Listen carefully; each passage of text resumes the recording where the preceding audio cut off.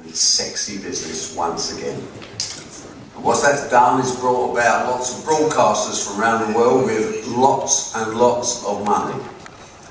Not necessarily any idea of what they should be spending it on, but certainly what we've seen is the emergence in America of a three-way to the death fight out, a shootout amongst broadcasters to control and dominate. I thought for a minute that was coming from my audio was making it sound like that, but thank God it wasn't, because I wouldn't have no idea how to change that. Professional boxing, in particular the heavyweight division. On the one side, obviously, PBC and Al Heyman. Next, the next gorilla in the room, if you like, is ESPN with their Disney money. And then DAZN. Obviously, the new streaming service is making waves around the world. In any business, you need supply and demand. We have the demand. The European market is still expressing itself in big terms, and it's led, of course, by our colleagues at Sky Sports who have been market leaders for years and years and years in boxing. A few people come, a few people try. No one has the sustainability or the resource. So at the moment, all he's talking about is how boxing is being trendy again. Everybody's into boxing. There's a lot of money getting thrown back into boxing, because for a while boxing was kind of dead, and unfortunately it's kind of going back the same way.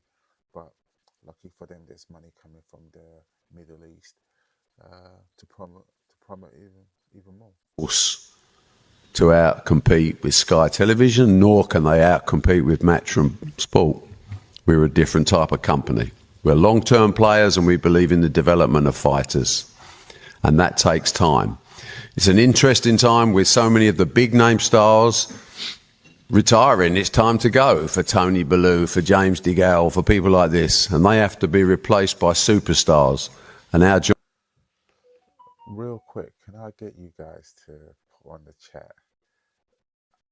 I remember boxing when I was younger. I used to watch like Marvin Hagler, Mike Tyson, Sugar Ray Leonard, people of that caliber. What do you guys think about the heavyweight at the moment? Is it enjoyable, or is it just boring? Job is to find them, and the fighter's job is to take that opportunity.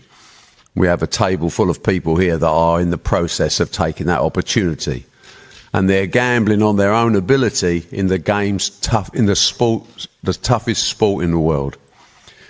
So what we see today are two great heavyweight fights. Yes, it's Sky Sports pay-per-view, as always. And if we didn't have pay-per-view, quite frankly, we wouldn't have boxing at the level in this country, because we wouldn't be able to compete with the financial terms that are available elsewhere. We are lucky people. I always used to think to myself, why am I paying for a sport that I'm already paying for on Sky? But as you get older, you start to understand that, obviously, for you to be beneficial and see great sportsmen, women and men, you've got to pay. And obviously they need their money for the work that they put in. The fighters have got to take their opportunity, but they've got to give the public what they want to see, which is competitive matches. They want to see excitement. The days of the casual fan have replaced the days of the traditional fan. If you look around the crowd, you see an entirely different demographic now. And that's because boxing's been elevated beyond just... What's going on with Dylan right there? What's that all about? The small hall shows. So today I'm absolutely delighted to be part of this conference, to welcome you here, to understand and view the complexities of the heavyweight division and the opportunities that are opening up, which are life-changing opportunities for fighters. The main event, of course, it's a classic. And the reason I say it's a classic, because I'm warming to Dylan Whyte. I'm not sure I liked him so much when he first started. You know, a big, tough kid, South London, street, all the things that, you know, come natural to me. What I like about him is his independence and the way he manages himself, the way he carries himself. Mickey Duff once said to me in boxing, if you want loyalty, buy a dog. If you want loyalty, buy a dog. Look at his eyes. Look at his eyes when he said that. See right there, he's like, what the fudge? And that's generally true, to be perfectly honest with you, because it's a short-term career and you've got to maximise. And sometimes you've got to have a certain level of belief that takes you beyond normal humans, because you have to back yourself in this game. Dylan Whyte has backed himself from day one of his professional career. He has believed in himself, and he wasn't a great fighter. He weren't a great fighter when he fought Anthony Joshua. He had fantastic heart, great balls, good punch, but he was still way behind technically where he had to be. But he took his opportunity because he backed himself, and he rocked AJ, as you know, in that fight and gave him one of his toughest, if not his toughest fight to date. But then he's gone on from there, and he's gone on the principle of backing himself. So he's taken smaller money for the right fight. He wants to put himself in a position. He's gone 10 fights undefeated now since the AJ fight. Yeah, I got to give it up for Dylan. He was just non-stop fighting. I can't say I remember the AJ fight. I think I was worse for wear on that night, but he has put the work in, so I got to give it up to him for that. And technically, with the camp he's got round him, he's looking better and better and better. So what does he do now? He's at this stage. I think he's been very badly treated by the WBC. I mean, Brazil should never have been the mandatory for Deontay Wilder. He's been smashed to bits in AJ whenever he wanted. And suddenly, Dylan Whyte is overlooked by the WBC. And still, we're still campaigning with the WBC for his position to be clarified for where his career goes next. And bear this in mind, that Matchroom Sport have a fight-by-fight arrangement with Dylan Whyte. Isn't that weird? Why do we have... He's not tied up like the slave contract of yesteryear. When I was running boxing, it was much easier. We were slave traders. You see, that's where I am annoyed. He's basically saying, just like Don King, because some people mention Don King, and Don King was a proper 360 contract kind of guy. We see what he done to Tyson. But these guys love putting people on contracts where they are basically getting used as mules, getting used as property. I'm not saying Barry Hearn that's his mind frame, but he's a businessman, and he's used the old mind frame of the good old boys in boxing. And that's like in everything right now that's popping, especially in the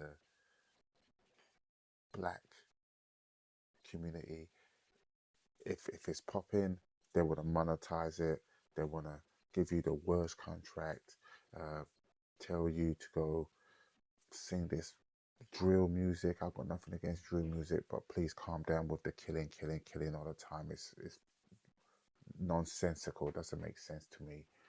And they would just promote the worst out of the worst. Anybody that comes with a conscience gets basically shoved to the ground, and you never hear them again. But I digress. Back to this.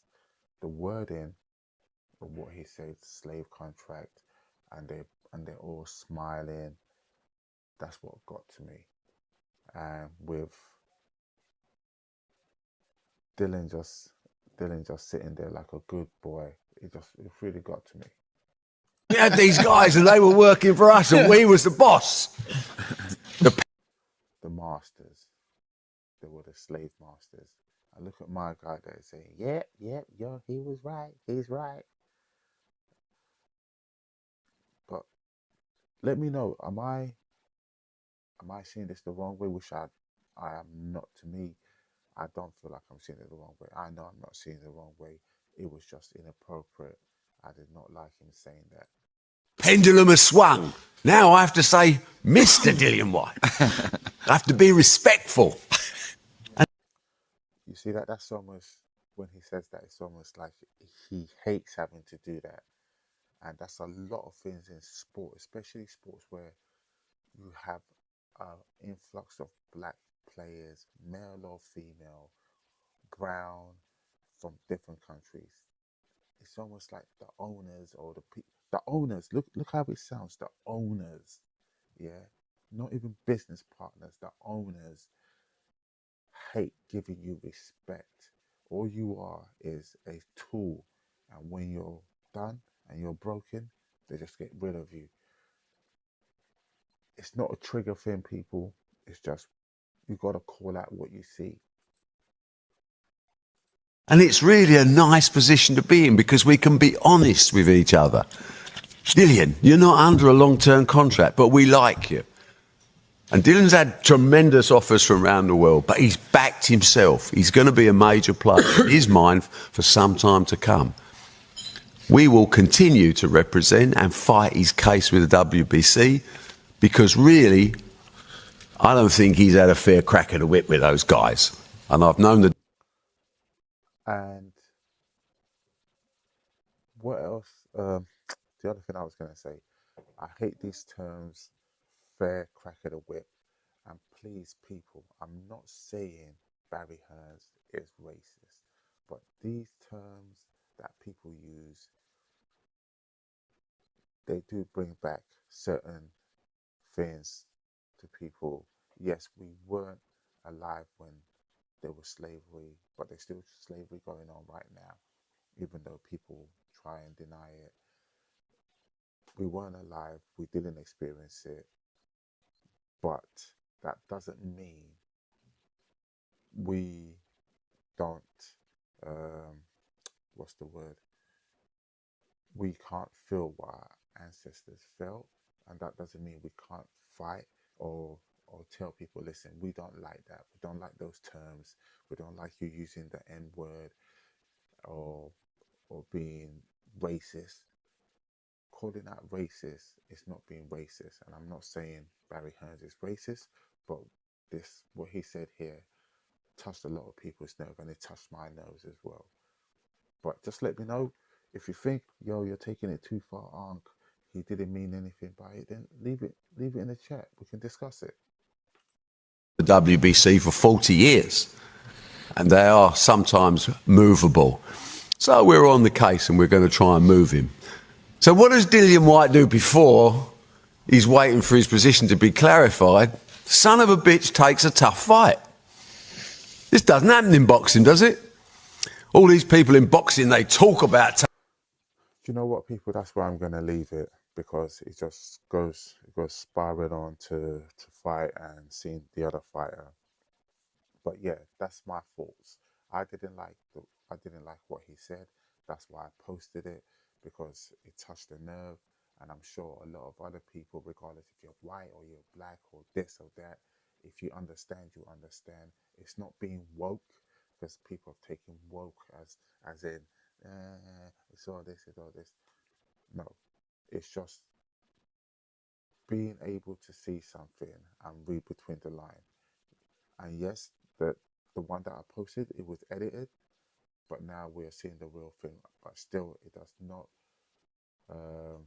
neglect what he said. You can't just brush it under the rugs and think it's all cool. But yeah, that's me, folks. Let me know what you think. Leave it in the chat, and also like the video, and go check out my other videos. And if it's your first time here, subscribe. Listen, my channel is not just about, it's not politician, it's not about politics. I react to what I feel like I want to react to, and this is one of the things I saw and I wanted to react. So I would really like to hear you guys' thoughts about that. But that's it, and I will catch you guys on the next one. It's your Unc.